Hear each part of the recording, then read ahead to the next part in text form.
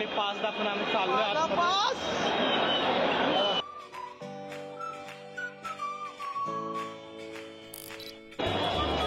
मित्रांनो आमचं आता चिंतामणीचं दर्शन झालंय.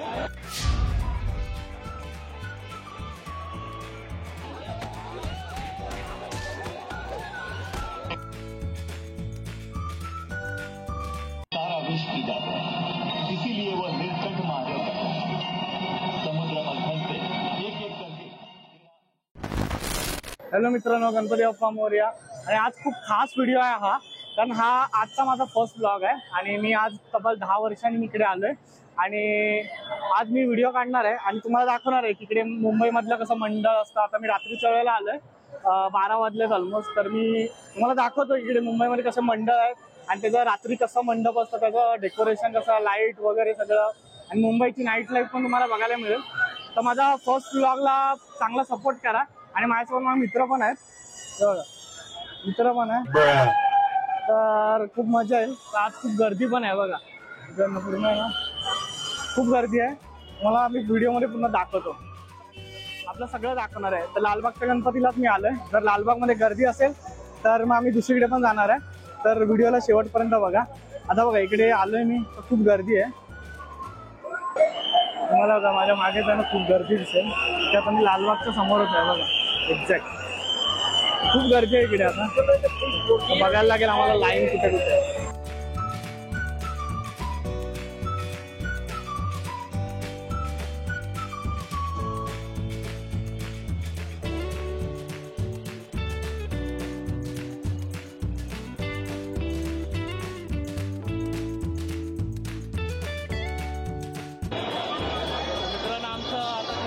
दर्शन झालंय. गर्दी बघून आहे ना बघा, शरण दर्शनासाठी 3 तास 4 तास लागतात इकडनं. इकडे बाहेर पण बघा, आणि लालबागसाठी पण खूप मोठी रांग आहे. आता आम्ही विचार करतो की बाकीचे गणपती आम्ही बघून घेऊ आता.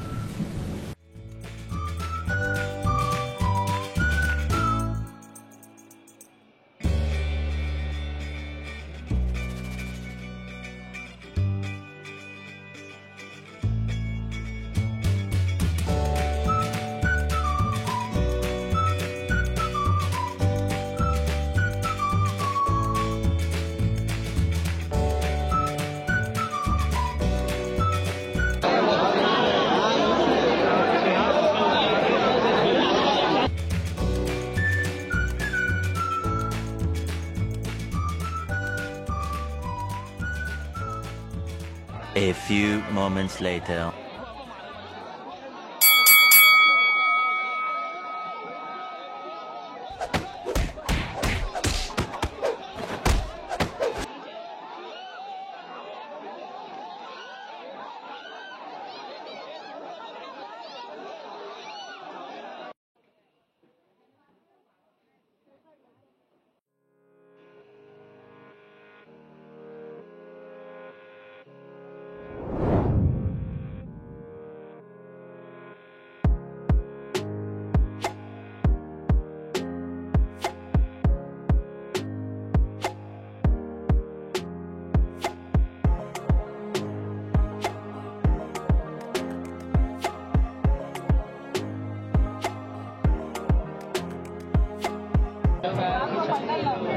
राजाला. आता आम्ही आलोय बोटच्या राजाला.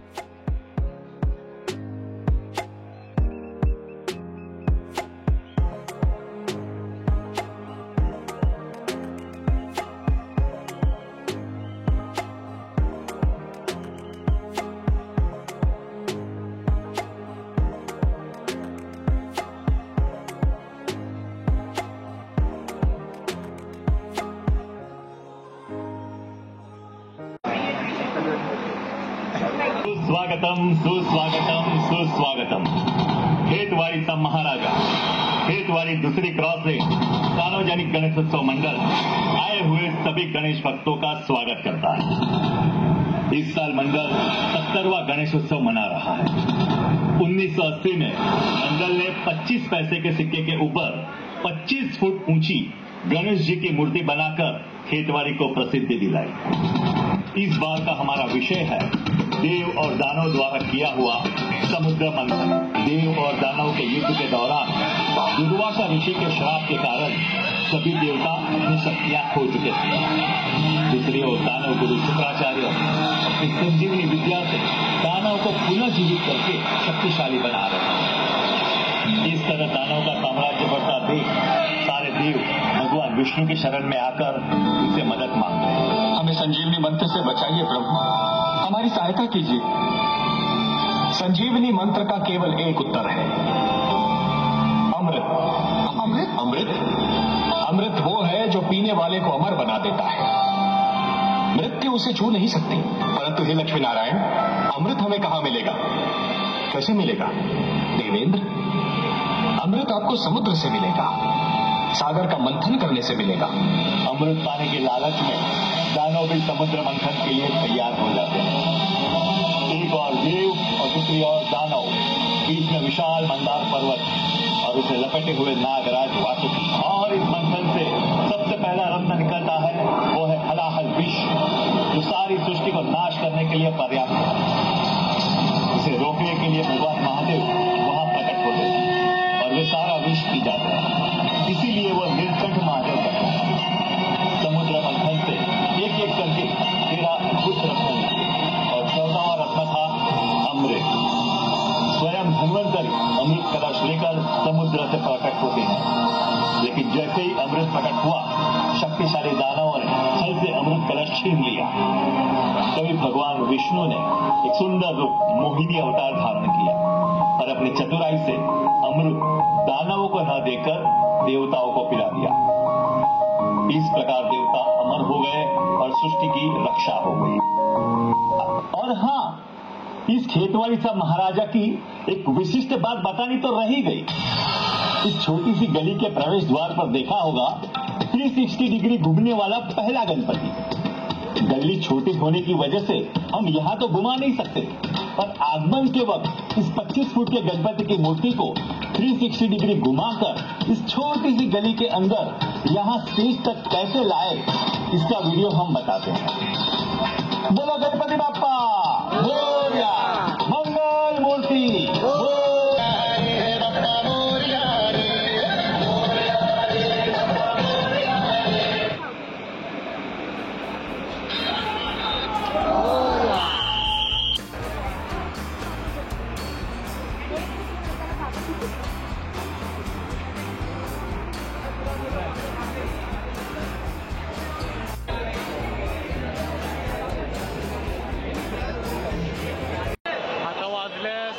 पहाटेचे 5 वाजता जरा गर्दी बघा कमी आहे, पण लाईन खूप मोठी आहे अजून पण. फक्त मुंबईच्या राजासाठी पण खूप मोठी लाईन आहे. आणि आता बघतोय आम्ही पास बीच वगैरे घेऊन, तर आम्ही दुसऱ्या गणपतीला जाऊन आलो सध्या. फायनली पास दाखवून आम्ही चाललोय मला यायचं असेल तर पासच घेऊन या. पासच घेऊन या. पास शिवाय ती जाम गर्दी आहे. तर आतमध्ये आम्ही प्रवेश करतोय, दाखवतो तुम्हाला.